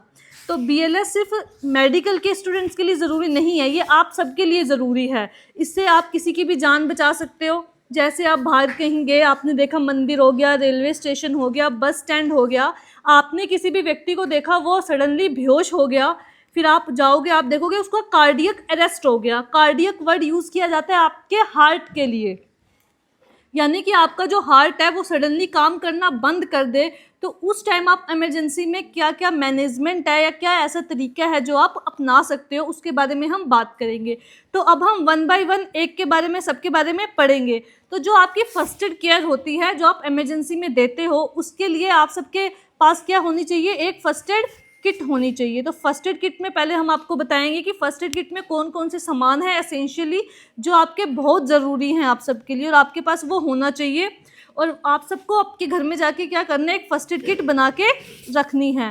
पहले हम बताएंगे उसमें क्या क्या सामान होना चाहिए, देन हम बात करेंगे कि उनका आप यूज़ कैसे कर सकते हो और कहाँ यूज़ करोगे। ठीक है, तो ये है हमारी फर्स्ट एड किट। आपके घर में कोई भी ऐसा एक आपको एक ट्रांसपेरेंट सा बॉक्स मिल जाएगा, वो आपको लेना है। उस पर आप क्या रखोगे? ये है आपके कॉटन पैड। ये सबको पता है कॉटन, इसके बारे में सबको पता होगा। एक ये आपकी दवाई है, इसको हम क्या बोलते हैं? बीटाडीन। ये आपकी लिक्विड फॉर्म में भी होती है और ये आपकी ट्यूब की फॉर्म में भी होगी। ठीक है, आप कैसे भी फॉर्म में रख सकते हो ये आपकी, और दोनों फॉर्म में रखोगे तो बहुत अच्छी बात है। वैसे आपकी दोनों फॉर्म में अवेलेबल होती है। नेक्स्ट ये है आपकी सीजर, कि जब आप बैंडेज वगैरह बांधते हो तो बाद में कट करने के काम आएगी आपकी बैंडेज। ये है बैंडेज, ये भी सब आप सबने देखी होगी नॉर्मली। ये हमारे पास 3 साइजेस की अवेलेबल है, आपकी 2 इंचेस, 4 इंचेस और आपकी 6 इंचेस। ये हमने अलग अलग साइज़ की क्यों रखी है, ये डिपेंड करती है आपके वुंड के साइज़ पे कि आपको जो चोट लगी है या आपको जो कट लगा है उसके साइज़ के अकॉर्डिंग। अगर आपको छोटा सा कट लगा है तो क्या आप ये बड़ी बैंडेज यूज़ करोगे? नहीं, आपका इतने 2 इंचेस से काम चल जाएगा। तो ये नॉर्मली साइजेस हैं जो आपके पास आपकी फर्स्ट एड किट में अवेलेबल होने चाहिए, 2, 4 एंड आपके 6 इंचेस। ये है स्टिकिंग बैंडेज, ये भी आप सबने कॉमनली यूज़ भी की होगी, ठीक है। माइनर आपको कट वगैरह लग जाता है तो इसको हम क्या बोलते हैं, स्टिकिंग बैंडेज। नेक्स्ट ये है आपके गोज पीसेस। इसको अगर मैं आपको दिखाऊं ओपन में तो ये ऐसा होता है गोज पीस, ठीक है। इसके यूजेस हम आपके बाद में बताएंगे आपको। नेक्स्ट ये है आपका बैक्टीग्रास, इसको हम क्या बोलते हैं, बैक्टीग्रास। ये भी आपका जैसे हम गोज पीस का जो यूज़ करते हैं वही हम बैक्टीग्रास का यूज़ करेंगे, बट वो हम पढ़ेंगे इसके बारे में अभी बाद में। ये है आपका NS, इसको हम क्या बोलते हैं, नॉर्मल सेलाइन, ठीक है। जो ग्लूकोज की बोतल चढ़ती है ना, आप सबको पता होगा, नॉर्मल लैंग्वेज में बोलते हैं, इसको हम क्या बोलते हैं, NS यानी कि नॉर्मल सेलाइन। नेक्स्ट एक आपकी ये ट्यूब है, इसका नाम है सिल्वर नाइट्रेट। ये भी आपके फर्स्ट एड बॉक्स में होनी चाहिए, ये आपके बर्न केस में यूज़ आती है, ठीक है। अब हम 1 बाय 1 हम सबके बारे में बात करेंगे। तो फर्स्ट हम बात करते हैं कट या ब्लीडिंग के बारे में, ठीक है। कि आप सब खेल रहे हो, किसी को कोई भी या तो सब्जी काटते हुए आपको घर में कोई भी माइनर सा कट लग जाता है चाकू से, ठीक है। या फिर आप खेल रहे हो, आपकी फ्रेंड कोई भी रास्ते में ऐसे गिर गई है, उनको चोट लग गई, उसमें से ब्लीडिंग होने लग गई, तो उस टाइम पे आप शॉर्ट टर्म उसको अपने लेवल पे क्या मैनेजमेंट दे सकते हो। कुछ लोग होते हैं जैसे गाँव में due to lack of educations, कि उनको मतलब एजुकेशन की कमी होती है, कि उनको प्रॉपर नॉलेज नहीं होती, तो कुछ लोग गांव में क्या करते हैं कि जो आपका जो कट हुआ है उस पर क्या करेंगे, मिट्टी लगा लेंगे, कोलगेट लगा लेंगे, या फिर काऊ डंग वगैरह लगा लेते हैं। होता है ना ऐसा कि कोलगेट वगैरह कुछ भी लगा लेते हैं, कई लोग मिट्टी भी लगा लेते हैं। तो मिट्टी में आपके इतने सारे बैक्टीरिया होते हैं, कीटाणु होते हैं, तो क्या आपके ओपन वुंड पे, खुले जख्म पे मिट्टी लगाना ठीक है? नहीं। अगर आप मिट्टी लगाओगे तो क्या हो जाएगा, उस पर इन्फेक्शन कोज होगा। तो ये सब चीज़ें आपको टोटली अवॉइड करनी है। ऐसा लोग कौन करते हैं, जिनको प्रॉपर एजुकेशन नहीं होती। बट इस सेशन के बाद आप सबको पता चल जाएगा आपको क्या करना चाहिए और आपको क्या नहीं करना चाहिए। तो उस टाइम आप क्या कर सकते हो, आपके पास डेटॉल हो या सेवलॉन हो, उससे आपका जो वुंड है या कट है उसको आप साफ़ कर सकते हो। डेटॉल सेवलॉन के बारे में पता है आप सबको, अब वो अपनी फर्स्ट एड किट में ऐड कर सकते हो और आपका जो कट या जख्म है उससे आप उसको क्या कर सकते हो, क्लीन। अगर सिंपली आपके पास डेटॉल या सेवलॉन अवेलेबल नहीं है तो आप सिंपली उसको सोप एंड वाटर से भी क्लीन कर सकते हो। अब इमरजेंसी की सिचुएशन है, आपके पास डेटॉल या सेवलॉन अवेलेबल नहीं है, लेकिन आपको पानी तो कहीं भी अवेलेबल हो जाएगा ईजिली, तो कोई और चीज़ यूज़, मिट्टी जैसी या कोलगेट वगैरह यूज़ करने से बढ़िया क्या है कि आप उसको सिंपली वाटर से भी उसको वॉश कर सकते हो। पहले आपको क्या करना है, आपके जो कट या माइनर वुंड है उसको आप साफ़ पानी से साफ़ कर लीजिए। देन साफ़ करने के बाद आप क्या लेंगे, बीटाडीन। ये इसको आपको क्या करना है, कॉटन में डिप करना है। देन आपके जहाँ भी कट हुआ है उससे आप क्या करोगे, उसको क्लीन करोगे, किससे, आपके बीटाडीन से। देन बीटाडीन से क्लीन करने के बाद अगर आपके पास ट्यूब फॉर्म में बीटाडीन है, नहीं तो लिक्विड में आप क्या करोगे, इसको, या आपने लिया एक गोज पीस, इसको आपको लेना है, बीटाडीन को आप उसमें डिप करोगे। देन डिप करने के बाद सपोज कि इनके यहाँ पे कट है, पहले आपको पानी से क्लीन कर देना है। देन इस पर बीटाडीन को अप्लाई करने के बाद उस कट पे आप ये गोज पीस अप्लाई करोगे। देन ये जो बैंडेज है इससे क्या कर दोगे, आप बांध दोगे। तो सिंपली आप सबको बांधनी आती होगी, ठीक है, इसको बांध दोगे। ये तो आपका हो गया सिंपल। अगर क्या है, अब जैसे कि आपके स्कूल में आपकी फ्रेंड के साथ कट हुआ, आपने अपने लेवल पे क्या किया, मैनेज कर दिया उनका। अब आप उनको ये पट्टी करने के बाद क्या करोगे, आप उनको ऐसे नहीं छोड़ दोगे, आप उनको हॉस्पिटल लेके जाओगे, ठीक है, आपको हॉस्पिटल लेके जाना है। देन डॉक्टर अपने लेवल पे उनका क्या करेंगे, ट्रीटमेंट करेंगे। फर्स्ट एड का मतलब ये बिल्कुल भी नहीं है कि आपने अपने लेवल पे ट्रीटमेंट करी देन आप हॉस्पिटल नहीं जा रहे हो, ठीक है। फर्स्ट एड सिर्फ इसलिए होती है ताकि आपके जो भी फ्रेंड है या भी जिनके साथ ये इंसिडेंट हुआ है वो ज़्यादा सीरियस कंडीशन उनकी ना हो सके। तो सेकंड हम बात करते हैं बर्न के बारे में, कि अगर आपका घर में काम करते हुए आपका हाथ जल जाए तो उस टाइम पे आप क्या कर सकते हो। जब आपका हाथ जल जाए तो उस टाइम पे आपको क्या करना है, नॉर्मल सलाइन, इससे आप क्या करोगे, उसको क्लीन करोगे। नॉर्मल सलाइन को, जैसे सपोज इनके इस वाले हाथ में इनका बर्न हुआ है तो आप इसको ओपन करके इसको इस पे ऐसे डाल दोगे, या फिर आप इसको कॉटन में डिप करके भी अपने बर्न वाले एरिया को क्लीन कर सकते हो। और अगर आपके पास नॉर्मल सलाइन अवेलेबल नहीं है तो आप इसमें भी सिंपली वाटर का यूज़ कर सकते हो, जो आपको ईजिली कहीं भी अवेलेबल हो जाएगा, पानी तो आपको। देन आप बर्न वाले पार्ट को आपके पानी से क्लीन करोगे। कई लोग क्या करते हैं, बर्न वाले एरिया में हल्दी वगैरह लगा लेते हैं, तो वो आपको क्या करना है, टोटली अवॉइड करनी है। वो आपको इरिटेशन यानी कि जलन कोज करेगी। अगर आप हल्दी लगाओगे जले हुए पार्ट्स पे तो आपको हल्दी नहीं लगानी है। पहले आप नॉर्मल सलाइन से उसको क्लीन करोगे, देन क्लीन करने के बाद आप ये ट्यूब यूज़ करोगे। इसका नाम क्या है, सिल्वर नाइट्रेट। ये आपके फर्स्ट एड बॉक्स में होनी चाहिए। इस ट्यूब को क्या करना है आपने, इस ट्यूब को आप पहले जले हुए पार्ट पे लगाओगे। सपोज इनका ये हैंड है, इस पे आपने क्या करना है, पहले नॉर्मल सलाइन से इसको वॉश कर देना है। देन इस ट्यूब को आप क्या करोगे, अप्लाई करोगे सिल्वर नाइट्रेट को। सिल्वर नाइट्रेट को लगाने के बाद ये जो हमने दिखाया था आपको बैक्टीग्रास, ये आप अप्लाई करोगे आपके जले हुए पार्ट के ऊपर। जैसे इनका ये पार्ट जला हुआ है, आपको इस बैक्टीग्रास को ऐसे यूज़ कर सकते हो। अब हमने जो कट और ब्लीडिंग का पार्ट था उस पर हमने क्या यूज़ किया था, उसमें हमने यूज़ किया था आपका ये गॉज पीस, ठीक है। फिर हमने ऊपर से इस पर बैंडेज बांधी थी। और जो आपका बर्न वाला पार्ट है उसमें हम यूज़ करते हैं आपका बैक्टीग्रास यूज़ करने के बाद हम देन ऊपर से क्या करेंगे, इसको बैंडेज बांध देंगे। अब हम इसमें गोज पीस यूज़ नहीं करेंगे। बर्न वाला जो आपका हाथ जला हुआ है उस पर हम ये गोज पीस यूज़ नहीं कर सकते। इसका क्या रीज़न है कि जब आप जले हुए पार्ट पे गोज पीस लगाओगे, आप ऊपर से बैंडेज बांधोगे, आपने बैंडेज बांध दी, फिर जब आप बैंडेज खोलोगे तो ये जो आपकी है ये आपके जले हुए पार्ट से क्या होगी, चिपक जाएगी। तो जब आप इसको हटाओगे तो आपकी जो स्किन है वो आपकी इसके साथ बाहर आ जाएगी, ठीक है। और आपको बहुत इरिटेशन भी कोज होगी आपके जले हुए पार्ट में। इसलिए हम गोज पीस को यूज़ नहीं करते, हम यूज़ करते हैं बैक्टीग्रास। ये क्या होगा, इस पर जब आप सिल्वर नाइट्रेट की ट्यूब लगा के अपने जले हुए पार्ट पे अप्लाई करोगे तो ये आपकी स्किन से चिपकेगी नहीं। इसलिए ये रीज़न होता है कि कट एंड ब्लीडिंग में हम यूज़ करते हैं आपका गोज पीस, और बर्न वाले पार्ट में हम क्या यूज़ करेंगे, आपका बैक्टीग्रास, ठीक है। ये आपकी स्किन से चिपकेगा नहीं। इसको अप्लाई करने के बाद सिंपली ऊपर से क्या कर सकते हो, बैंडेज बांध सकते हो। इतना समझ आया आप सबको कि कट हो, ब्लीडिंग हो या फिर आपका बर्न हो, इसका हमने आपको शॉर्ट टर्म मैनेजमेंट बता दी। नेक्स्ट हम बात करते हैं आपके फ्रैक्चर की, कि जब आपकी बोन का फ्रैक्चर हो जाती है, टूट जाती है, उस टाइम पे आप उसको कैसे मैनेज कर सकते हो। अब सपोज मेरी ये एल्बो है, यहाँ से लेके यहाँ तक अगर मेरी बोन में कहीं भी फ्रैक्चर आ जाए, सपोज यहाँ आ गया, इस वाली बोन में फ्रैक्चर आ गया, या फिर इस वाली बोन में मेरा फ्रैक्चर आ गया, ठीक है। अब मेरी जो बोन है उसमें हाफ बोन में मेरा फ्रैक्चर आया, ठीक है। अब एज इट इज़ आपके जो स्कूल है, स्कूल से आपके जो हॉस्पिटल का डिस्टेंस है कितनी दूरी पे है, 20 मिनट। अब जब 20 मिनट मैं इनको हॉस्पिटल लेके जाऊंगी तो इनके हैंड की मूवमेंट होगी तो वो जो इनकी बोन है वो और ज़्यादा टूटेगी या जुड़ेगी, टूटेगी। जाहिर सी बात है, कंडीशन इनकी और ज़्यादा ख़राब होगी। जब इनके हाथ की मूवमेंट होगी तो वो तो और टूटेगी बोन। तो उस टाइम पे हमको ऐसा क्या मैनेजमेंट करना है कि आपकी जो बोन है उसकी सबसे कम से कम मूवमेंट हो, और ऐसी चीज़ जो आपको इमरजेंसी पे अवेलेबल भी हो जाए। अब आपके पास कोई भी आप लकड़ी का स्ट्रेट लकड़ी होती है जैसे कार्डबोर्ड टाइप का, आपको कोई भी लकड़ी का पट्टा मिल जाए, अगर सीधा सा वो हो, अगर वो भी आपके पास आपको नहीं है तो ये है कार्डबोर्ड गत्ता, ये आपको इमरजेंसी में कहीं भी मिल जाएगा। कोई भी ऐसी चीज़ जो आपकी कैसी हो, बिल्कुल स्ट्रेट हो, तो इसकी आप कैसे अप्लाई करोगे।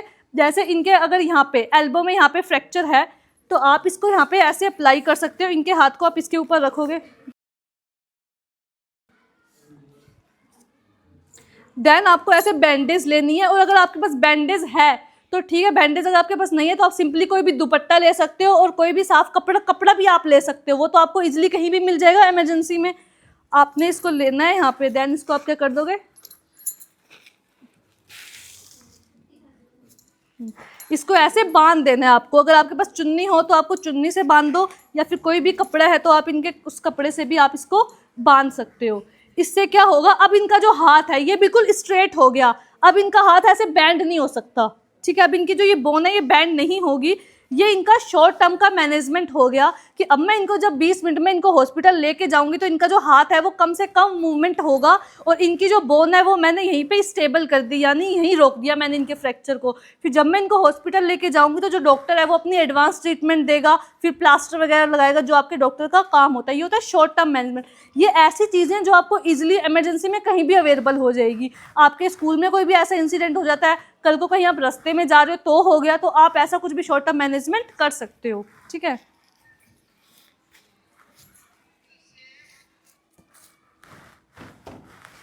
ये तो था अगर आपके एल्बो में फ्रैक्चर हो, यानी कि यहाँ से लेके यहाँ तक अगर कभी किसी भी बोन में फ्रैक्चर होता है तो आप उस हिसाब से यहाँ से यहाँ तक का आप लेंथ में कार्डबोर्ड ले सकते हो, देन ऐसे अप्लाई कर सकते हो। नेक्स्ट हम बात करते हैं आपके शोल्डर जॉइंट के फ्रैक्चर के बारे में कि ये जो मेरा शोल्डर होता है इस जॉइंट में अगर फ्रैक्चर होगा तो आप वो कैसे मैनेज कर सकते हो। फर्स्टली आपको पता होना चाहिए आपकी जो शोल्डर की मूवमेंट क्या है। आपका शोल्डर जॉइंट, आप जो हैंड में ये अप कर रही हूँ, डाउन, या फिर जो रोटेशन है राउंड एंड राउंड घुमाना, ये मेरे शोल्डर जॉइंट की मूवमेंट है। तो मुझे ऐसी स्टेबिलिटी देनी है कि मेरे जो शोल्डर का जॉइंट है ये मेरा मूवमेंट ना कर पाए। जब मेरे शोल्डर में फ्रैक्चर होगा तो मैं क्या करूँगी, ये मुझे ऐसे एक बैंडेज ले लेनी है और इसका एक स्लिंग बना लेना है। वो आप कैसे बनाओगे, स्ट्रेट आपने ली बैंडेज, बैंडेज नहीं है तो सेम आप कोई भी कपड़ा ले सकते हो या फिर कोई भी चुन्नी ले सकते हो, ऐसे आपको बांध देना है। ये समझ आ गया कैसे किया इन्होंने, ऐसे राउंड में आपको बांध देना है। देन गले में पहन के आपका जो भी हाथ फ्रैक्चर है उसको आप ऐसे रख दो, इसको ऐसे आप हैंग कर दोगे। इससे क्या होगा, आपके जो शोल्डर की मूवमेंट है वो बहुत ही मिनिमाइज हो जाएगी, बिल्कुल कम हो जाएगी, यानी कि ना के बराबर। अब इनकी जो शोल्डर की मूवमेंट है वो आपकी यहीं पे स्टेबल हो गई है। अब आप अपना हाथ की कुछ भी थोड़ी बहुत आपकी मूवमेंट होगी तो, लेकिन आपके शोल्डर जॉइंट की मूवमेंट नहीं होगी। फिर जब आप ऐसे हॉस्पिटल जाओगे तो आपका ये यहीं पे मैनेज हो गया है, ठीक है। यहाँ तक कोई डाउट आप सबको समझ आया सबको? ये था आपके फ्रैक्चर का शॉर्ट टर्म मैनेजमेंट। फर्स्ट आपका कट एंड ब्लीडिंग हो गया, सेकंड आपका बर्न हो गया, फ्रैक्चर आपका हो गया। नेक्स्ट है आपका चोकिंग, कि सांस की नली में जब कोई चीज़ फंस जाती है, आपके गले का सडनली चोक हो जाना, तो उस टाइम पे आप उसको कैसे मैनेज कर सकते हो। फर्स्टली आपके घर में छोटे बच्चे हैं, उन्होंने कोई चीज़ खाई, वो उनकी सांस की नली में फंस गई, या आप सब ऐसे एडल्ट्स हो, आप सब कोई खाना खा रहे थे, खाते खाते बात कर रहे थे, आपके किसी फ्रेंड ने कोई जोक क्रैक कर दिया, आपको हंसी आ गई, देन आपका जो खाने वाली जो चीज़ है वो आपकी सांस की नली में फंस गई। तो उस टाइम पे आप क्या करोगे कि आप जैसे आप उसको पहले कफिंग करने के लिए बोलोगे, यानी कि आप उसको खांसी करने के लिए बोलोगे। आप अपने फ्रेंड को क्या बोलोगे कि आप खांसी करो, वो खांसी करेंगे तो चांसेस है कि वो जो चीज़ उनकी सांस की नली में फंसी है वो उनकी बाहर निकल जाए। अगर वो तब भी बाहर नहीं निकलती है तो आप उनके बैक पे 5 स्लैप्स मारोगे, जैसे कि ये हैं, इनको मैंने ऐसे बैक किया ऐसे, ये जो इनका शोल्डर का ये पार्ट है, शोल्डर ग्रिडर, ठीक है, इस पे आपको क्या करना है, 5 बैक स्लैप्स मारनी है, यानी कि 5 आप थप्पड़ मारोगे। वो आपको कैसे मारना है कि जो आपका प्रेशर है ना, वो आपकी जो पाम की ये वाली हील है ना, ये जो सख्त वाला पार्ट है आपका, ये आपका बहुत सॉफ्ट पार्ट होता है, तो आपको यहाँ से प्रेशर अप्लाई नहीं करते हैं, आपको आपके पाम के यहाँ से प्रेशर अप्लाई करना है। इनको आगे की तरफ झुकाना है, देन 1 2 3 4 5 ऐसे बैक स्लैप्स आपको करनी है। इनसे क्या होगा, आप इनको आगे की साइड बेंड करवाओगे, देन जो आपकी सांस की नली में जो चीज़ फंसी हुई है वो आपकी क्या हो जाएगी, आपकी बाहर निकल जाएगी। ये आप बच्चे में भी कर सकते हो। अगर ये आपके किसी भी न्यू बॉर्न में हुआ है, कोई 1 साल तक का बच्चा है जो आपके गोद में होते हैं, तो उसको आप क्या करोगे, आप अपने हैंड पे ऐसे बच्चे को लटा के आप उसको ऊपर से बैक स्लैप्स कर सकते हो, तो उनकी जो सांस की नली में चीज़ फंसी हुई है वो क्या हो जाएगा, उनकी बाहर आ जाएगी। नेक्स्ट है कि अगर आपने उनको बैक स्लैप्स दी तब भी उनकी वो जो सांस में नली फंसी हुई जो चीज़ है वो बाहर नहीं आ रही है, तो देन आप उनको क्या दोगे, एब्डोमिनल थ्रस्ट। एब्डोमिनल जो थ्रस्ट होता है ये आप बड़ों को दोगे, यानी कि जैसे आप सब हो अप टू द 10 ईयर्स के जो स्टूडेंट्स होते हैं, जो 10 साल से बड़े होते हैं, आप उनको एब्डोमिनल थ्रस्ट दे सकते हो, और जो उससे छोटे बच्चे होंगे उनको आप एब्डोमिनल थ्रस्ट नहीं दोगे। अब वो कैसे देंगे वो हम आपको करके बताएंगे, आप दोनों आ जाओ।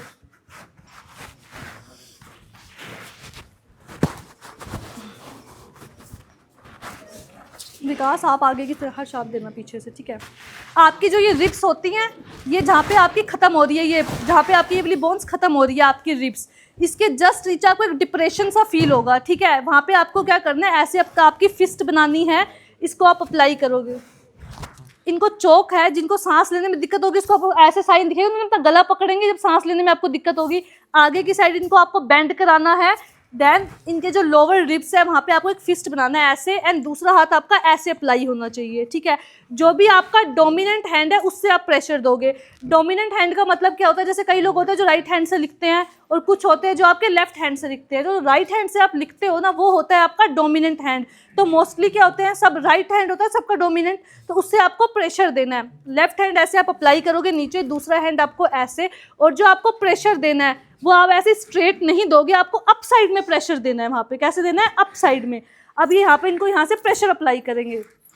अभी ये इनको रियल में प्रेशर अप्लाई नहीं करेंगे क्योंकि ये सच में उतना दम लगाएंगे, अभी इनको चॉकिंग नहीं हो रही है, तो ये सिर्फ आपको बता दें आपको उस टाइम आपको प्रेशर अप्लाई करना है ताकि आपकी सांस की नली में प्रेशर पड़े और जो आपकी चीज़ अंदर फंसी हुई है वो आपकी निकल के बाहर आ जाए।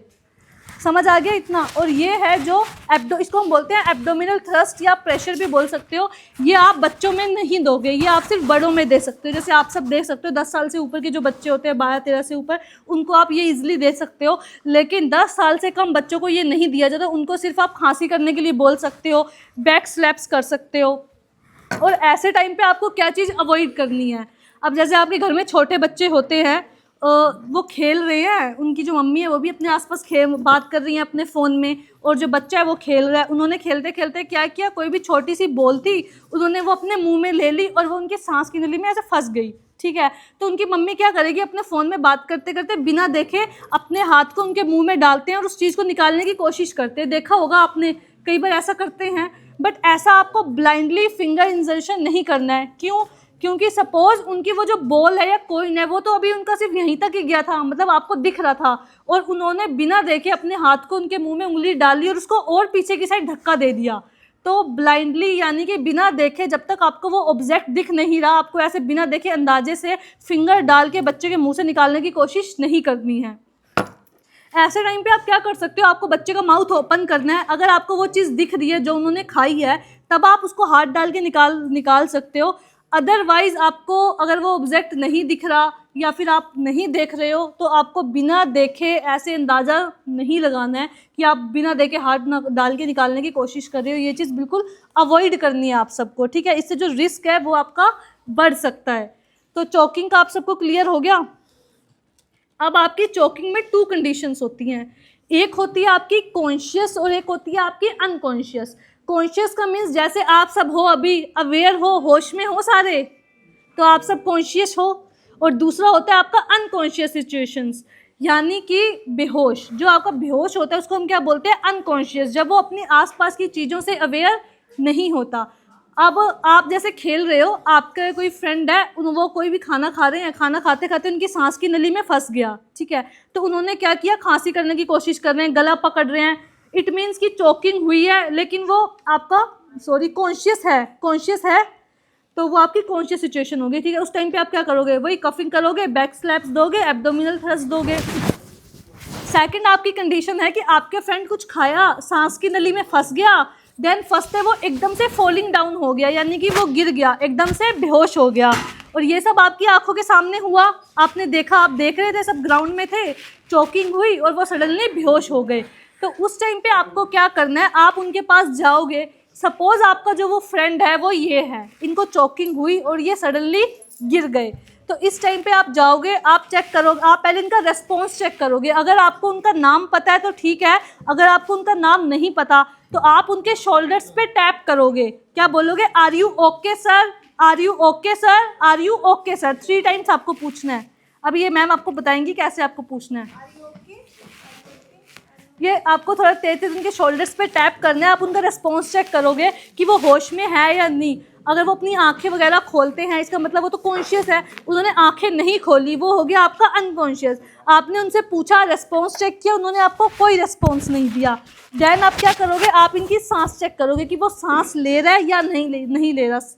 सांस आप कैसे चेक कर सकते हो? अपनी 2 फिंगर्स को नोज़ के पास लेके जाओगे, फील कर सकते हो कि वो सांस ले रहा है या नहीं। दूसरा तरीका क्या है, जब आप सांस लेते हो तो आपकी जो चेस्ट है यानी कि छाती, वो आपकी मूवमेंट करती है ऊपर नीचे, अप एंड डाउन। तो वो आप देख सकते हो अपनी आंखों से कि वो मूवमेंट नहीं हो रही है, सांस नहीं ले रहा है। देन आप चेक करोगे इसका जो हार्ट है वो काम कर रहा है या फिर नहीं कर रहा। तो हार्ट बीट आप कैसे चेक करते हो? आपकी पल्स कैसे चेक करते हैं? हम यहाँ से डॉक्टर देखते हैं ना, जब हम डॉक्टर के पास जाते हो, यहाँ से आपकी पल्स चेक की जाती है। आपकी जो पल्स होती है वो हम 9 साइट से चेक कर सकते हैं, यानी कि 9 ऐसी साइट्स होती हैं जहाँ से आप पल्स देख सकते हो। तो ऐसे टाइम पे हम जो पल्स चेक करेंगे, जो आपके हार्ट के सबसे पास होती है वो वाली पल्स हम देखेंगे। आपके हार्ट के सबसे पास में कौन सी पल्स होती है? आपकी कैरोटिड पल्स, जो आप यहाँ से फील कर सकते हो। सब फील करके देखो, सबको यहाँ पे अपनी पल्स फील होगी।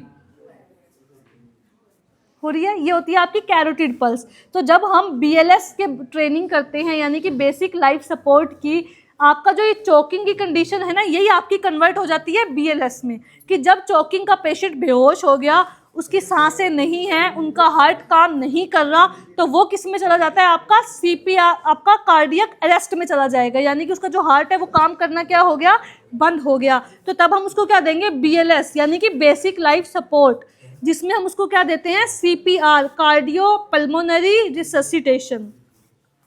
तो हमने चेक किया इनकी सांसें नहीं हैं, हार्ट हमने इनका चेक किया, हार्ट भी इनका काम नहीं कर रहा है, तो अब हम क्या करेंगे, CPR परफॉर्म करेंगे। CPR का मतलब होता है कार्डियो पल्मोनरी रिससिटेशन। इसमें हम क्या करेंगे, चेस्ट को कंप्रेस्ड करेंगे, यानी कि जो इनके दिल को हम क्या करेंगे, दबाएंगे, प्रेशर देंगे, चेस्ट का कंप्रेशर करना। देन आप इनको क्या करोगे, ब्रीथिंग दोगे, यानी कि सांस भी दोगे। तो इनका ना एक रेशियो होता है कि कितनी आपको कंप्रेशर देने हैं और कितनी आपको ब्रीथिंग देनी है। तो वो आप दोगे इनको 30 टाइम्स, तो आपको चेस्ट कंप्रेशर देने हैं और 2 टाइम्स ब्रीथ देनी है, यानी कि 30:2 का इनका रेशियो होता है। 30 चेस्ट कंप्रेशर, देन 2 ब्रीथिंग, फिर अगेन 30 चेस्ट कंप्रेशन और 2 ब्रीथिंग्स। ठीक है, अभी हम क्या, फर्स्ट आपके हार्ट पे प्रेशर देना है, तो उसके लिए आपको पता होना चाहिए कि आपका जो हार्ट है वो कहाँ प्रेजेंट है। हार्ट कहाँ प्रेजेंट होता है आपका, लेफ्ट में कहाँ, लेफ्ट का ये पूरा लेफ्ट साइड है, एक एग्जैक्ट लोकेशन, क्योंकि इस टाइम पे ये जो पेशेंट है ये आपका मरने वाली सिचुएशन में है, तो उस टाइम ऐसा तो है नहीं कि आप अंदाज़ा लगाओगे, आपको एग्जैक्ट पता होना चाहिए कि आपका हार्ट कहाँ है। आप यहाँ पे देखोगे आपकी रिब्स होती है, एक बोन होगी, first ribs then second ribs, ऐसी आपकी 12 इन पेयर्स में होती है, यानी कि 12 होगी राइट साइड लेफ्ट साइड, 12 होंगी आपकी राइट साइड। तो आपकी जो फर्स्ट रिब होती है और सेकंड रिब्स के बीच में ना एक स्पेस होता है, ठीक है, जैसे ये आपकी फर्स्ट रिब होगी, ये आपकी सेकंड रिब्स होगी, देन ये आपकी थर्ड रिब्स होगी, तो इनके बीच में ये स्पेस दिख रहा है, ऐसे ये 12 होती है, 12 राइट साइड एंड 12 आपकी लेफ्ट साइड। तो फर्स्ट और सेकंड के बीच का जो स्पेस होगा that is your first intercostal space, second and third ribs के बीच में जो स्पेस होगा that is your second intercostal space. ऐसे लेफ्ट साइड में आपका जो 5th नंबर की इंटरकोस्टल स्पेस होगी जस्ट बिलो द निपल्स, उसके जस्ट 1.5 इंच नीचे आपका क्या प्रेजेंट होता है, हार्ट, दिल, जिसको हम नॉर्मल लैंग्वेज में क्या बोलते हैं, दिल, हार्ट, कुछ भी बोल सकते हो आप। तो अब आपको इतना प्रेशर देना है कि आपकी जो रिब्स हैं वो आपकी 1.5 इंच अंदर प्रेशर जाए, क्योंकि आपका जो हार्ट तक प्रेशर कब पहुंचेगा, जब आप उसको 1.5 इंच दबाओगे तभी तो पहुंचेगा वो। तो आपको बहुत ज़्यादा प्रेशर लगाना पड़ेगा, क्यों, क्योंकि आपकी बोन्स होती हैं, बोन्स आपकी ईजिली नहीं दबेंगी, आप ट्राई भी करके देख सकते हो, आपको बहुत ज़्यादा दम लगाना पड़ेगा इसके लिए। कई बार क्या होता है, CPR देने वाले को भी CPR की ज़रूरत पड़ जाती है कई बार, ठीक है। तो लेफ्ट साइड में behind the 5th intercostal muscles 1.5 inch क्या प्रेजेंट होगा, आपका हार्ट प्रेजेंट होगा, ठीक है। अब ये आपको CPR दे के बताएंगे, सपोज ये दोनों फ्रेंड हैं, इनका ये फ्रेंड था, इनको चोकिंग हुई, ये अनकॉन्शियस हो गए, ये सडनली गिर गए। अब ये तो आपका चोकिंग का केस भी हो सकता है, या फिर दूसरा कि आप रास्ते में जा रहे हो, कहीं भी बस स्टैंड, रेलवे स्टेशन, आपने देखा सडनली आपके सामने कोई जा रहा था और एकदम से गिर गया और वो बेहोश हो गया। तो उस टाइम पे आपको क्या करना है, सबसे फर्स्ट तो आप उसका क्या चेक करोगे, रेस्पॉन्स, इन्होंने कोई रेस्पॉन्स नहीं दिया। सेकेंड आप देखते हो सीन सेफ्टी, सीन सेफ्टी का मीन्स क्या होता है, जैसे वो गिरा, अब ऐसा तो है नहीं कि वो जो पेशेंट है वो गिरते एकदम से सीधा लेट जाएगा, वो तो उल्टा सीधा होगा। सबसे पहले आपको उसको स्टेबल करना है, ढंग से लेटाना है, लेटाने के बाद आप उसको फ्लैट सरफेस में लेटाओगे, यानी कि बिल्कुल सीधी और सख्त जगह पे। अगर ऐसा कुछ अवेलेबिलिटी नहीं है तो आप उसको ज़मीन पर लेटा सकते हो। अब सपोज आपने उसको किसी गद्दे पे लेटा दिया, ठीक है, गद्दे में लेटाने के बाद जब आप उसको ऊपर से प्रेशर दोगे तो 1.5 इंच तो वो गद्दे में ही चला जाएगा प्रेशर, आपका हार्ट पे तो प्रेशर पहुंचा ही नहीं, तो आपका CPR देने का कोई मतलब नहीं है। तो सबसे फर्स्ट कि इनको हमको लेटाना है बिल्कुल फ्लैट सरफेस में, आप सिंपली इनको ज़मीन में फर्श पे लेटा सकते हो। लेटाने के बाद सांसें देखी, नहीं ले रहा था, हार्ट हमने चेक किया, इनकी कैरोटिड पल्स यहाँ से वो भी टोटली आपकी एब्सेंट थी। देन अब हम क्यों क्या परफॉर्म करेंगे, CPR। अब ये 2 फ्रेंड्स, अब ये जब तक CPR देंगे, इनका काम क्या है कि ये इमरजेंसी में कॉल करेंगे, यानी कि हॉस्पिटल में कॉल करेंगे और एम्बुलेंस को बुलाएंगे। जब तक एम्बुलेंस नहीं आ जाती अपनी एडवांस टीम को लेके, तब तक इनको क्या करना है, CPR को कंटिन्यू करना है। अब इसमें क्या करेंगे, 2 साइकिल ये देंगे CPR के, थोड़े टाइम फिर ये देंगे, फिर ये पोजीशंस चेंज कर लेंगे, ठीक है। अब ये क्या करेंगे, 30 चेस्ट कंप्रेशर देंगे, और ये क्या करेंगे, 2 टाइम्स माउथ टू माउथ इनको क्या देंगे, ब्रीथिंग देंगे। अब ये हम करेंगे, करके बताओ इनको। फर्स्ट, एक मिनट साइड में, आपका जो डोमिनेंट हैंड होता है ये आपका होना चाहिए ऊपर, और एज इट इज़ जैसे हमने आपको चॉकिंग में बताया था प्रेशर आपको यहाँ से देना है, तो सीपीआर में भी जब आप चेस्ट में कंप्रेशर दोगे तो वो आपको यहाँ से देना है, क्योंकि आपका हार्ड पार्ट होता है। आपका जो लेफ्ट हैंड है वो आपको नीचे रखना है। जिनका जो डोमिनेंट हैंड होगा, चाहे वो राइट हो चाहे लेफ्ट हो, वो आपका अपर साइड में होना चाहिए। Left hand straight, right hand ऊपर, देन फिंगर्स को आपको क्या करना है, इंटरलॉक कर लेना है, और ये जो आपकी पाम है इसको आपको अप्लाई करना है 5th इंटरकोस्टल मसल्स के ऊपर, just below the nipples apply करना, और 30 टाइम्स आप प्रेशर दोगे। हाथ अप्लाई करके बताओ। अब जैसे इनकी ये हैंड्स है ये बिल्कुल स्ट्रेट होने चाहिए। जब आप प्रेशर दोगे तो आपके जो ये हैंड्स है ये स्ट्रेट होने चाहिए। क्यों? जब आपने इनको प्रेशर दिया आपके हैंड बैंड हो गए तो आधा या 1 इंच तो आपके हाथ ही बैंड हो जाएंगे, तो प्रेशर नहीं जाएगा। तो इसके लिए प्रैक्टिस की ज़रूरत होती है कि आपको हैंड्स क्या करने हैं, बिल्कुल स्ट्रेट रखने हैं, आपके हैंड्स बैंड नहीं होने चाहिए। अब ये इनको 30 टाइम्स चेस्ट कंप्रेशर देंगे, देन ये 2 टाइम्स क्या देंगे, ब्रीथिंग। आप काउंट करना और ये चेस्ट कंप्रेशर देने स्टार्ट करेंगे। स्टार्ट। 2, 3, 4, 5, 6, 7, 8, 9, 10, 11, 12, 13, 14, 15, 16, 17, 18, 19, 20, 21, 22, 23, 24, 25, 26, 27, 28, 29, 30। स्टॉप। 30 चेस्ट कंप्रेशर हो गए इनके। चेस्ट कंप्रेशन होने के बाद आपको क्या करना है, इनका एयरवे क्लियरेंस करनी है, यानी इनके चिन को आप लिफ्ट करोगे और हेड को टिल्ट करोगे, यानी आपको ऐसी पोजीशन करनी है। ऐसा क्यों? कि आपकी जो सांस की नली है वो आपकी बिल्कुल स्ट्रेट हो जाए, ताकि जब हम उनको ब्रीथिंग दें तो वो ईजिली जाए। जैसा आपका एक पाइप होता है, पाइप में पानी है, जब आप पाइप को मोड़ दोगे तो आपके पानी का प्रेशर कैसा रहेगा, कम, और जब आप पाइप को सीधा रखोगे तो प्रेशर कैसा रहेगा, ज़्यादा। तो इसीलिए आपको सांस देते हुए सबसे पहले क्या करना है, आपकी जो सांस की नली है उसको बिल्कुल स्ट्रेट करना है। जो आप ऐसे इसके हेड को ऐसे कर सकते हो। देन आपको क्या करना है, माउथ को ओपन, नोज को पिंच। नोज को पिंच क्यों करना है? क्योंकि जब आप इनको सांस दोगे तो इनकी नाक से निकल जाएगी, तो आपको क्या करना है, नोज को पिंच करके फिर आप इसको क्या करोगे, माउथ टू माउथ ब्रीथिंग देनी है। अब आप 2 टाइम्स ब्रीथिंग दो इनको।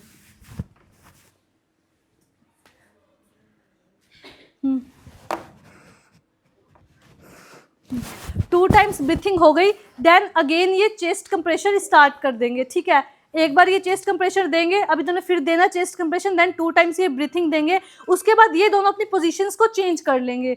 ये पोजीशंस क्यों चेंज करेंगे? क्योंकि अगर वही सीपीआर देते रहेंगे तो उनको खुद सीपीआर की जरूरत पड़ जाएगी।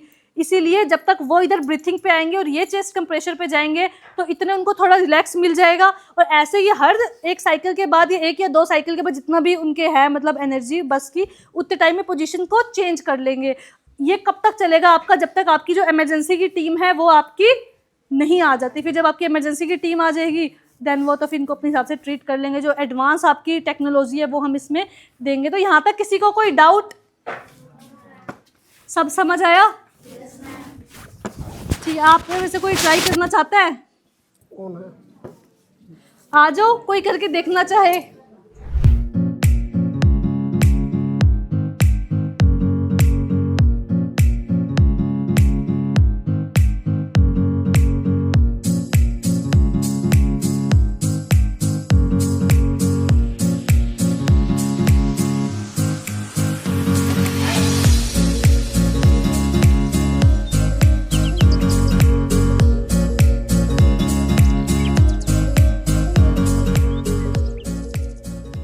और जिसकी जान बचा दी जाए, मतलब ऐसा हो सकता है कि आप सभी जो 39 स्टूडेंट्स यहाँ पे अवेलेबल हैं कि जीवन में कभी ना कभी तो ऐसा मौका आएगा, क्योंकि आप मेडिकल फील्ड के स्टूडेंट नहीं हैं, लेकिन आप आम तौर पे कहीं भी किसी भी करियर के बाद कहीं भी किसी ऑर्गेनाइजेशन में काम करेंगे तो आपका सीखा हुआ एक स्टेप जीवन में किसी ना किसी की मदद करने का साबित होगा। और तब ऐसा हुआ तो आपको डेफिनेटली अच्छा लगेगा कि आपने कोई वर्कशॉप ज्वाइन की थी और आपने अपनी टेक्निक्स के माध्यम से, अपने एक्स्ट्रा एफर्ट्स के माध्यम से किसी की जान बचाने का प्रयास किया। मैं अगेन बहुत बहुत धन्यवाद करना चाहूँगा इस स्कूल के प्रधानाचार्य प्रिंसिपल सर सत्यप्रकाश जी का, जिन्होंने हमें बहुत बेहतर तरीके से पूरा टाइम दिया। 10वीं कक्षा को भी बैठाकर, मतलब इस बात से बिल्कुल मैं संतुष्ट हूँ और बिल्कुल जो उम्मीद और आशा थी वो बिल्कुल सक्सेसफुली हिट हो रही है कि डेफिनेटली स्कूल के अंदर सर के साथ साथ और बाकी जो सारी फैकल्टी है वो बेहतर परिणाम के लिए, आपके बेहतर स्वास्थ्य के लिए और उज्जवल भविष्य के लिए, आपकी करियर के लिए सभी बड़ी जीतोड़ मेहनत कर रहे हैं। आपके उज्जवल भविष्य की हम सभी भी कामना करते हैं। मैं रिक्वेस्ट करूंगा प्रिंसिपल सर से, मनोज सर से कि वो आएँ और एक एक बच्चों का जो हम नाम लेंगे 5-5, 6-6 बच्चे का, वो आएँ अपना सर्टिफिकेट यहाँ से कलेक्ट करें। और अगेन सर्टिफिकेट के ऊपर जो नंबर है, करियर में कभी भी ऐसी दुविधा आए 12th के बाद कि आपको क्या करना चाहिए, तो आप global A1 institute of paramedical science के नंबर पर फ़ोन कर सकते हैं। यूट्यूब चैनल है, उसके माध्यम से कनेक्ट हो सकते हैं और कोई भी सलाह मशवरा है कर सकते हैं। आज आपने इस वर्कशॉप को ज्वाइन कराया तो आपको ये definitely 100% all time free of cost ये काउंसलिंग की फैसिलिटी हमारी तरफ से आप अवेलेबल रहेगी, क्योंकि हम मेडिकल के बच्चों के लिए सारी चीज़ें करते हैं, लेकिन ये कैंप आज ये वर्कशॉप सभी बच्चों के लिए है। और एक मिथ्या और दूर करना चाहूँगा, हमारे गांव समाज में ऐसा बहुत कुछ सुनने और समझने में आता है कि किसी भी अस्पताल के अंदर कोई व्यक्ति काम कर रहा है वो सिर्फ मेडिकल का स्टूडेंट रहा होगा। ऐसा मानते हैं हम लोग कि अगर किसी अस्पताल के अंदर 50 लोग काम कर रहे हैं तो हमें ऐसा लगता है कि वो सारे बायोलॉजी के स्टूडेंट रहे होंगे तो वो ऐसा काम कर रहे हैं। ऐसा नहीं है।